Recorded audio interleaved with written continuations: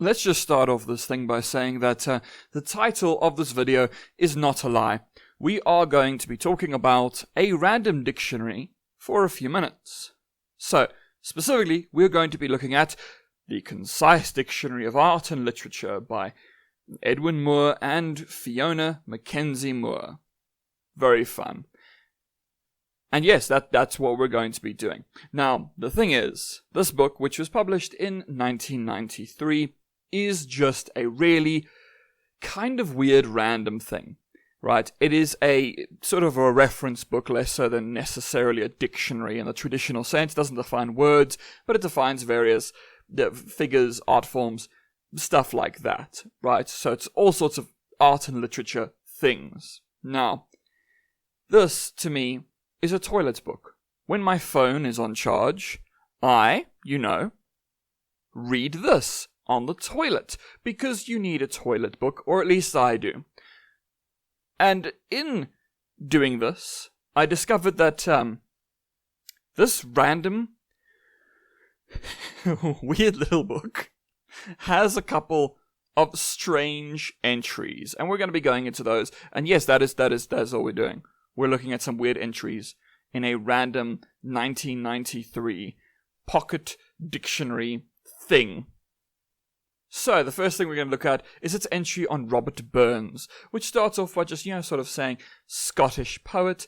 His father was a farmer, right? He worked as a farm labourer, all those kind of things. He was a fun little drinking companion, that kind of stuff. His fame rapidly spread after the publication of his first book of poems in 1786, blah, blah, blah. The usual kind of things. It's going to just tell you the information as it is. And then it said, Walter Scott met him, and all sorts, right? Now, the funny thing is, right, it sort of says, his best stuff is written sort of in like a Scottish dialect. However, most of his poems, in the standard vein of 18th century poetic language, are distinctly unmemorable. Now, the thing is, that's just a weird level of editorializing. You could say something like, most people do not remember them, but not just saying they're unmemorable. Like that's you speaking, rather than trying to maintain some kind of objectivity. Now, they continue with these kinds of weird little choices, say when it gets to their discussion of existentialism, where they say that it's a philosophical perception of life, philosophical position based on a perception of life in which man is an actor forced to make choices in an essentially meaningless universe that functions as a colossal and cruel theatre of the absurd. And it goes into some of the writers, talks about Camus. However, the third paragraph is the best one, where it says, discussion about existentialism in the arts tends to degenerate into bad-tempered squabbles about the motivation, meaning, and effect of the particular piece under examination, a process complicated by the often pervasive role of violence in works labeled existentialist. Thus, the film director, Sam Peckinpah, was probably sincere in describing his films as existentialist dramas in the quasi-Marxist mode of Sartre. For most viewers, however, they are simply glorifications of violence. It's just kind of to sort of say, it turns into bad-tempered squabbles, rather than saying, there are debates about this. I just love the weird little editorializing. But sometimes they do point out some things. Say, with Jack London, right? Says, American novelist and short story writer, born in San Francisco. He was a sailor, tramp, and gold miner before becoming a writer. His best-known works are the bloodily Darwinian dog stories, Call of the Wild and White Fang, which I happen to love, even though there's quite a bit of racism in them. However, near the end of this page and going into the next page, it says, London described himself as a socialist, but his blonde beast heroes and their ideals have more in common with Nazi thinking than with modern democratic socialism. His rarely read novel, The Mutiny of the Elsinore, for example, is an unsavory fable about white racial supremacy. Now, just the use of the word unsavory to mean racist is just so British. It's beautiful. But now sometimes they will still stick to their guns in some senses with these kind of things. For instance, their entry on neoclassicism. Now it begins, starting, a term denoting any movement in the arts, emphasizing the virtues of imitating the style and precepts of the great classical writers and artists, looking at like the ancient Greeks and Romans, that's sort of what neoclassicism is. Alright, however, at the end of this first very long paragraph, there is a bracket. And it says, a less savory aspect of neoclassicism was identified by the art historian Kenneth Clark when he observed that although not all neoclassical art was totalitarian, much if not all of totalitarian art was neoclassical. Which is true. Fascists love neoclassical stuff. They love it. They love neoclassical sculptures. They love like the marble, statues. They love columns. They love all that kind of stuff because they're all ultimately ancient Rome cosplayers. All of them. Now, cool. They have some bits of sort of integrity there where it's still editorializing, which is kind of weird to sort of do that. But then sometimes it's a weird sort of thing, which feels a little bit personal. For instance, when it talks about Sylvia Plath. So it says, I'm going to read this in its entirety. American poet and novelist, she married Ted Hughes in 1956 and settled in England in 1959. She published only 2 books in her lifetime, a volume of poems, Colossus, and a semi-autobiographical novel, The Bell Jar. She died by her own hand. Her posthumous collection of poems, Ariel, which has many fine lyrics describing her personal problems, has been much admired. Now here's the fun part. Following her sad end, Plath became the subject of a rather creepy elevation to cult status, which is, once again, a kind of weird thing to say. It sort of feels like a bit of a personal jab of sorts, right? It's a little bit odd.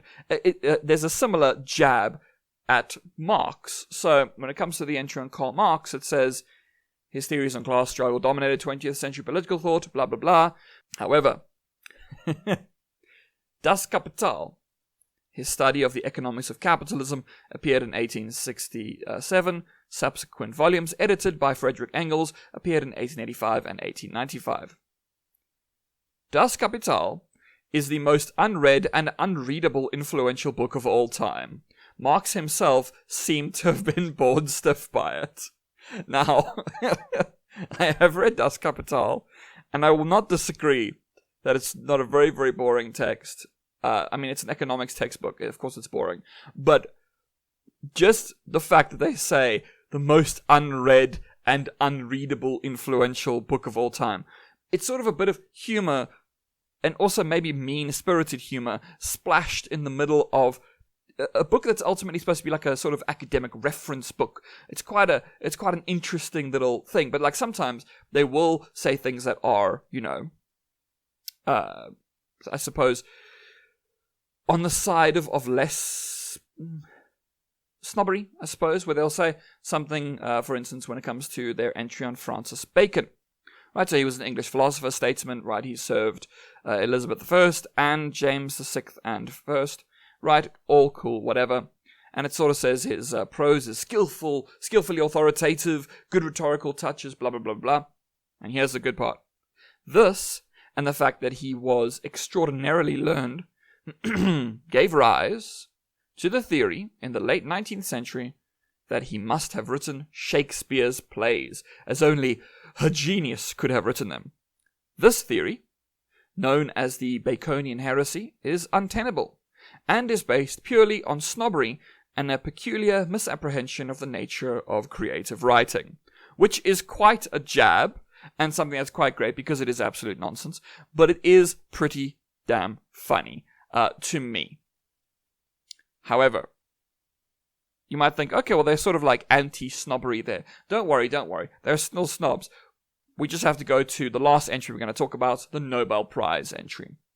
And I'm going to read until I want to read, but I'm going to read pretty much the whole thing until then I'm going to stop. Nobel Prize.